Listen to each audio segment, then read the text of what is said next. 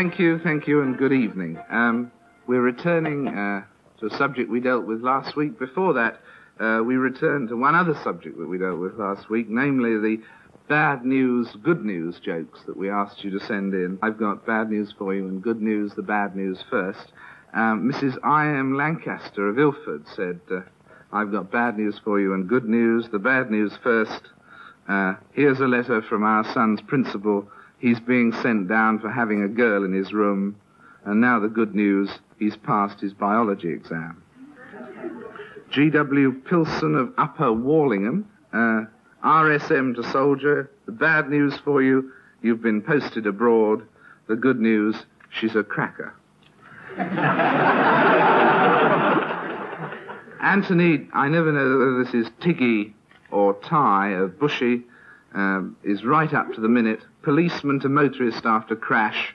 The bad news first. The doctor says you have 10 crushed ribs. Now the good news, you passed the breathalyzer test. Some of them went further than that and wider. From Oswestry we had this. Doctor after examining woman. I have good news for you, Mrs. Smith. Woman, no, Miss Smith. Doctor, well, I have some bad news for you, Miss Smith. You're going to have a baby. Woman, that's impossible. I have never ever been with a man. At this, the doctor takes a pair of binoculars from his drawer and looks out of the window. Woman, what are you doing? Doctor, last time this happened, 3 wise men came over the horizon and I don't really suspect it.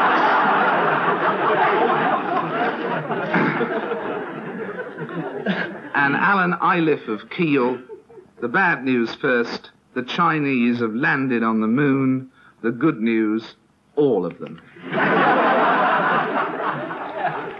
And now we return to the subject we dealt with on Friday when we talked to the Maharishi, and then we talked with John Lennon and George Harrison, and we welcome them back very much indeed again tonight. We said we were going to deal with the letters that you sent in and so on, and that's what we want to do.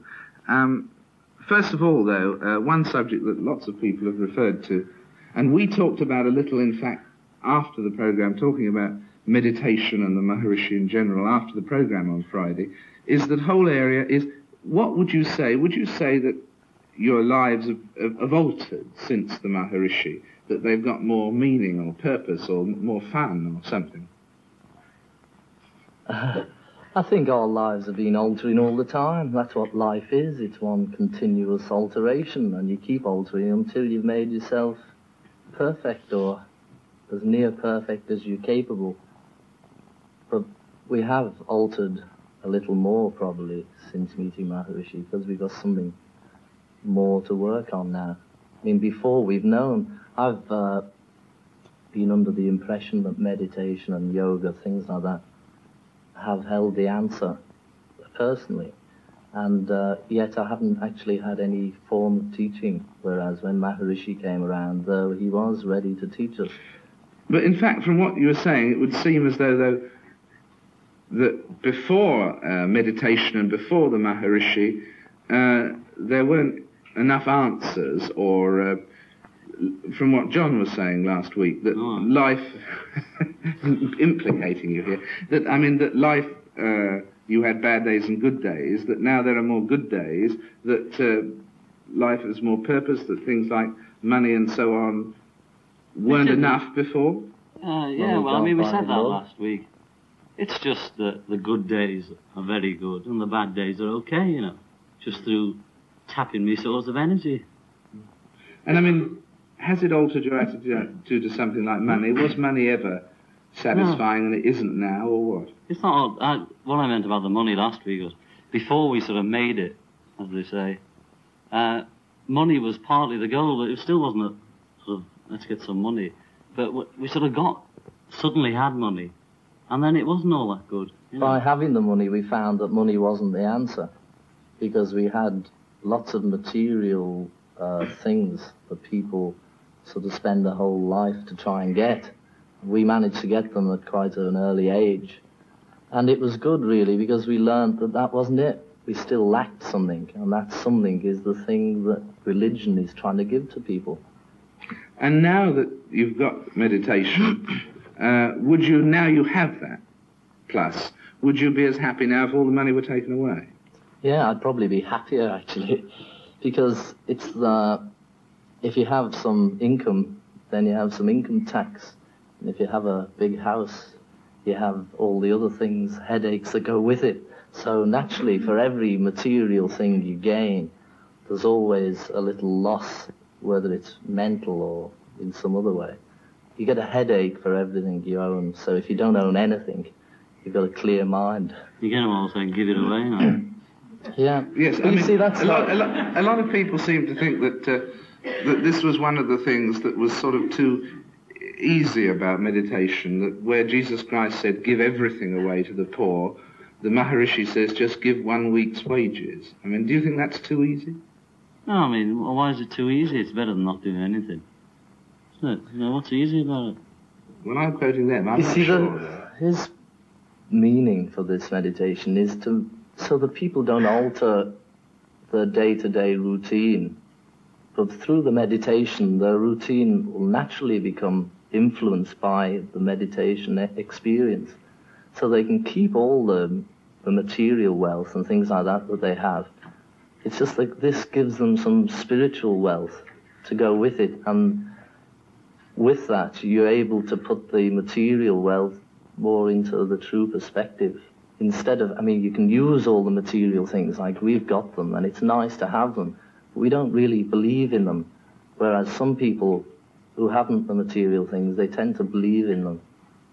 But if you had to choose at this moment between having meditation and all that goes with it, and having all your possessions, you would choose to give up the possessions? Yes.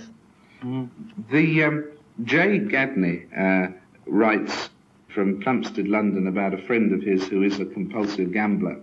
And he says that this friend is married with 2 children.